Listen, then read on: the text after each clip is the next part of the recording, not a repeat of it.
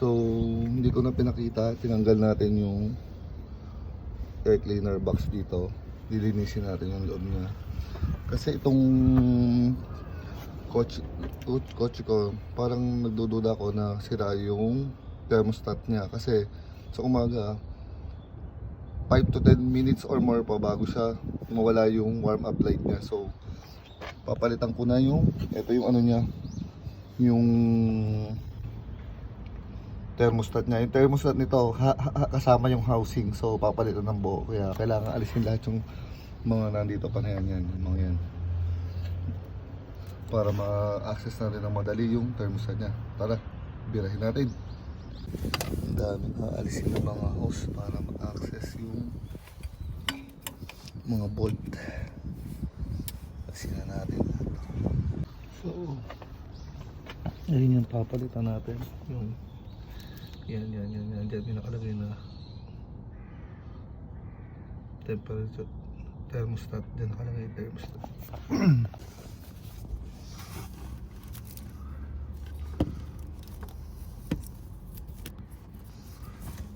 Doon sa butas na yun, doon nakalagay yung thermostat at ang gagawin natin. So bukas na lahat.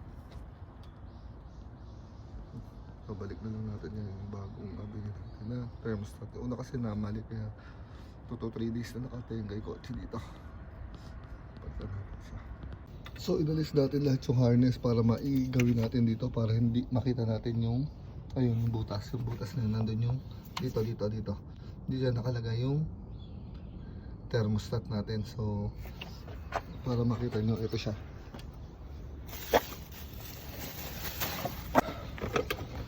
Ito bago. Yan. May kasama na siyang sensor. Ayun yung thermostat sa loob. Housing siya. Plastic housing lang siya. Ito yung assembly na kasi wala nang nabibili na yung nasa loob lang na yun. So, yun yung ikakabit natin dun sa butas niya. May dalawang parang ito. Diyan. Ito. Kapag ganyan. Yun. So, ito yung kung nagkakontrol ng tubig. Kung gaano yung init, kung kailan sasara o bubukas yung para ma-maintain niya yung operating temperature niya. So tara, ikabit natin.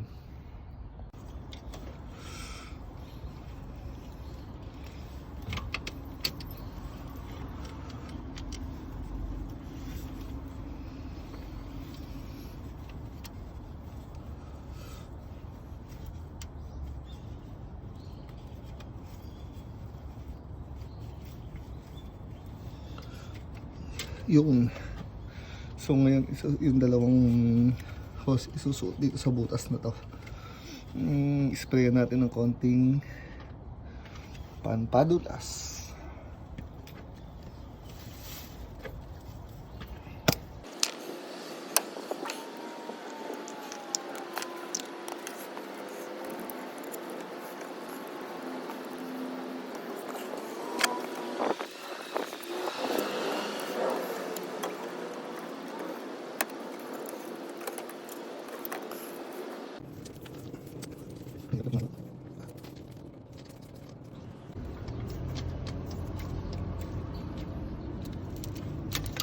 Yun.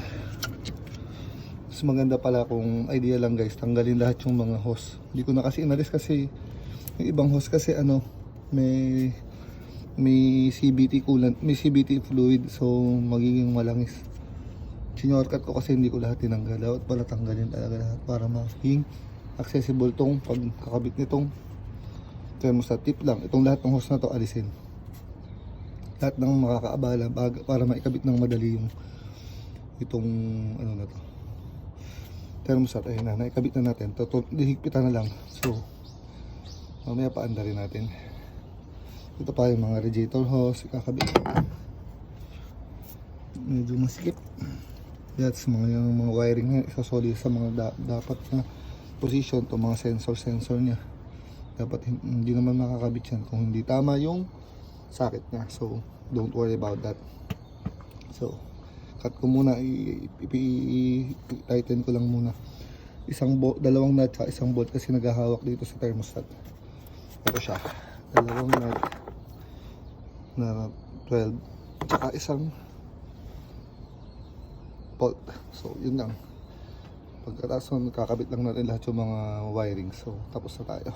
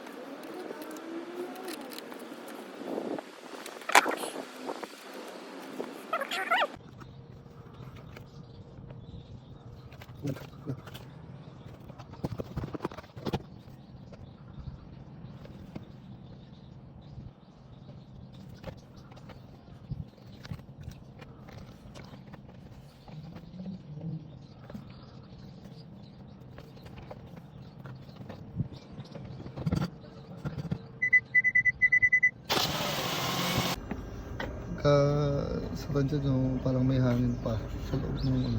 Pinipin ka niya, makita niyo maano pa yung hangin. Yung hangin. May hangin pa yung system. Pipigapagayin niyo yung hose.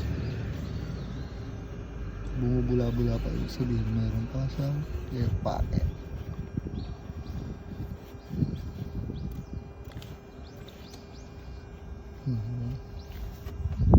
Hose.